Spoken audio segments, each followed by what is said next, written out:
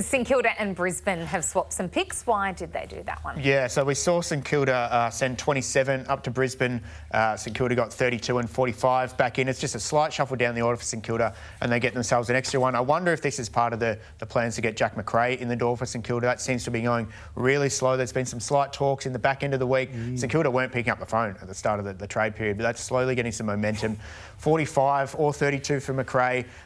They take all their money in St Kilda and get him off the Dogs' books. Either one of those, I think, is probably a fair deal.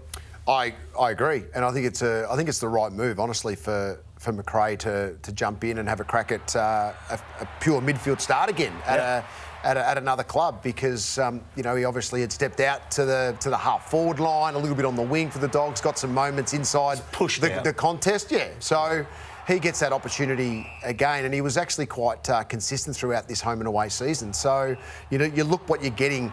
All of a sudden, from a scout profile, you get a good player, unbelievable character as well. He's a great young man. So you tick all the boxes when Jack Macrae walks into your club. So they just need midfield depth. They have very poor midfield depth, the Saints. So they've got to do everything. Will the Dogs have to carry any of his wage? That's the debate about the pick that's going back. I think that's what held up this deal. I think if it's St Kilda doesn't want to dilute its draft hands, so that's probably why they want to send 45 or 47. Bulldogs wanted more than that, and that's where you start haggling over how much who's paying. I think if it gets to 32, then I would say the Bulldogs are going to be giving him completely over to St Kilda. I think if Rioli gets pick 6, Macrae should be 8 at least. That's a bit. We'll send you to the corner. Jono. Has Brad Johnson's Bulldogs shown any interest in Matt Kennedy? Is this a real chance? That seems to be the latest one that's come in for the Bulldogs. So they are looking for midfield depth. Xavier O'Halloran, they've been after all trade period. It hasn't happened and it's not going to happen. The Giants are standing firm on any contracted player. Wade Dirksen as well is staying with the Giants because he's contracted. They're not letting him out the door. Matt Kennedy, this only emerged today that he might be headed to the Bulldogs. They're the only club that's shown interest in him. He is contracted next year at Carlton. The Bulldogs have emerged. They want, as I said, that depth. Jono, does he fit with the Bulldogs? Is it depending on Macrae, potentially Caleb Daniel, Bailey Smith all going? Is that why you get him in? Oh, that makes perfect sense as to why. It actually did surprise me when his name was brought up that he was going to be, outed at Carlton. So I'm a fan of Kennedy. I think he'll get more opportunity again at the Bulldogs. He's a big size again around the contest. So it just goes. It's tough when you've got Bontempelli in there, Treloar in there, Liberatore in there, but it is the next group that actually flows through there that the Bulldogs seriously need to work on in a hurry if they are going to contend again. So he becomes part of that next wave that can spend some minutes in the midfield. But it's really on a Matt Kennedy himself to, if he does get to the Bulldogs, like any player traded, they have to hit the ground running and get themselves into that senior team as quick as possible. Yeah. What's the difference between Kennedy and Macrae?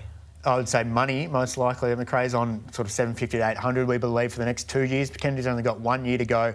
And I think it's a sort of, if these guys are out the door, we need that depth to fill in for them who are going. So I think that's sort of the swap there. I think it's Macrae wants to leave. So if he goes, we've got a backup. But it does sort of test their depth, I think, a little bit, the Bulldogs, if they do bring in Kennedy. They want Sanders to fill that role. Ed Richards was excellent in there this year. So and I'm glad they signed Garcia. That was the one for me. I really liked what Garcia produced when given opportunity in the midfield. I think he'll really fight for, try and fight for a starting spot in there, Garcia. I think he's got a bit of spark about him that could surprise the competition. Welcome to Trading Day, Bulldogs TV. Jono. Any opportunity to bump them up. Well, it is all going to go right down to the wire. You had a really fancy start off the top, Josh, about how many days or minutes it's been since we've had a trade. How many minutes has it been that we've been talking about Bailey Smith going to Geelong? Because it feels like billions. Yeah, it has been billions and billions, and it's going to keep going. I can't see this one getting done until 7:30 is the deadline. It's going to be after 7 p.m, I'd say. Keep in mind that trades aren't allowed to happen until after 2 p.m.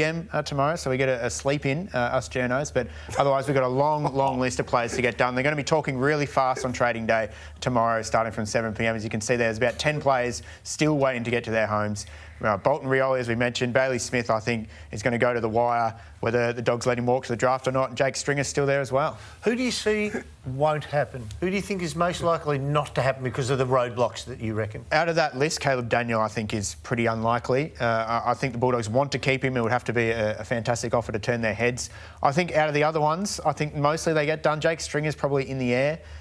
He probably wants to get to GWS. There's a bit of haggling about who's paying what. Bailey Smith as well. I think that gets done, but you never know.